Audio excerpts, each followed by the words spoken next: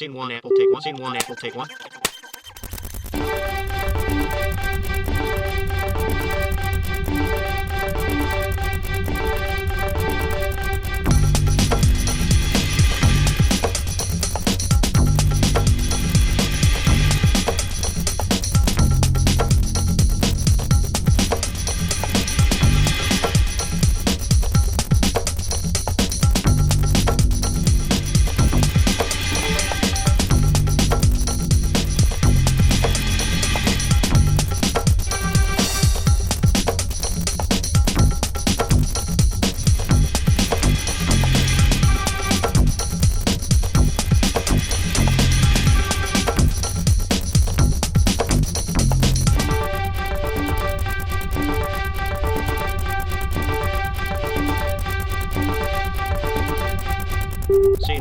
Scene one, apple, take two. Hello everyone, welcome to the Kbrm Channel 3 News. I'm Monique. And I'm Cheyenne. Congratulations on making it through the week of the Iowa assessment, and thank you for your efforts. We had a couple of big events here at Miller last week. Last week we had the Run, Dribble, Shoot competition, which is part of the Special Olympics. Off to Travis with an interview and some footage of the event. I'm Travis Small here from the Run, Dribble, Shoot competition with Miguel. Miguel, how did you like the Run, Dribble, Shoot competition? It was fun. It's not about winning or losing. What events did you try? The shooting, the wall pass, and the running. How well did you do? I did good. Good. Back to you.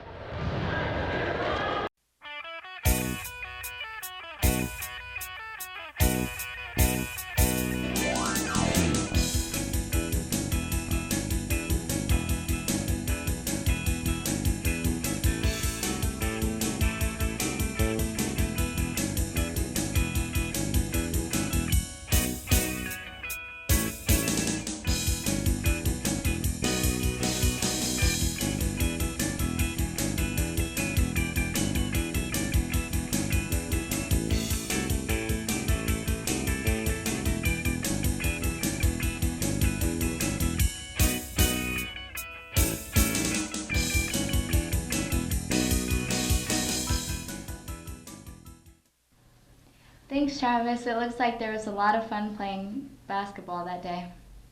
Another big event we had recently was a science fair involving our science-bound students. Congratulations to all of those students that were involved, and we hope you enjoy continuing being in the science-bound at the high school. We've enjoyed seeing your projects boards on display at the library. A special congratulations to Lorenzo, James, Guadalupe, Jose, Sydney, Omar, Vincent, and Natalie for winning the top prize of the Science Award. Here is Nick with an interview from the fair.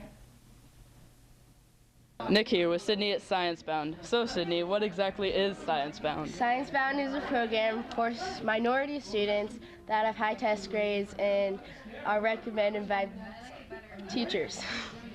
All right, so how did you come up with the idea for your project? I came up with the idea by going on the computer and looking up different projects for color because I was interested in color. All right. Now, is there anything else you can tell us about your project? Like, what's it about exactly? My project is about how the color of the ink on tests affect your test scores. All right, so what happens tonight if you win? We get to continue on going in the Science Bound program. All right, well, good luck. Thank you.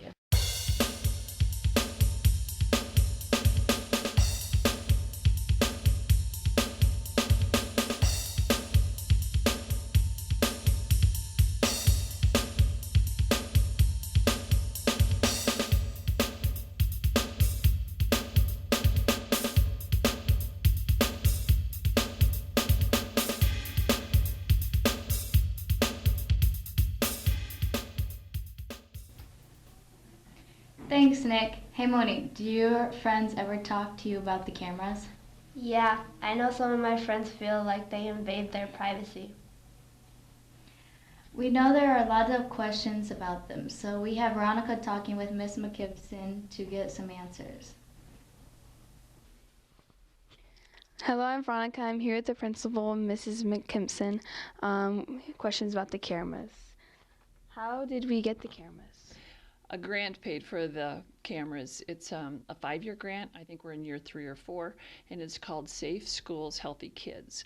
And the cameras were paid for Miller to be installed as well as at the high school. Okay. Why do we have the cameras? As the grant says, we want to keep our students safe, and by having the cameras in the hallways, in the auditorium, the cafeteria, on the outside of the building, we're able to do that because we can monitor what's taking place and how kids are interacting with one another. Who uses the cameras? Specifically, Mr. O'Neill and Mr. Johnson are able to look at the cameras and see exactly what's going on. But anyone, any adult or a teacher can request that the cameras be looked at, and they can go through those 2 folks or myself. Why do they have to be like everywhere? To keep kids safe everywhere. We want them so that there's really no place that a child can't be seen or what's going on. Now, there are some places that they're not. They're not in the restrooms. They're not in the locker rooms because of the privacy issues, but they're in the halls, the classrooms, stairwells, in large areas. Yeah. Okay, back to you. Thank you, Veronica, and thank you, Mrs. McKimson, for helping us understand. Our boys basketball season is well underway, and we thought it would be good to get an update on how the season has been going. Here is Cindy with Mr. Rosenberger. I'm Sydney, this is Mr. Rosenberger, and we're here to talk about boys basketball. What teams do you coach? Well, we have 4 teams, and I coach the A team, and Mr. Schulte coaches the B team, and Mr. Long coaches the C team, and Mr. Fiskus coaches the D team. How has the season been going?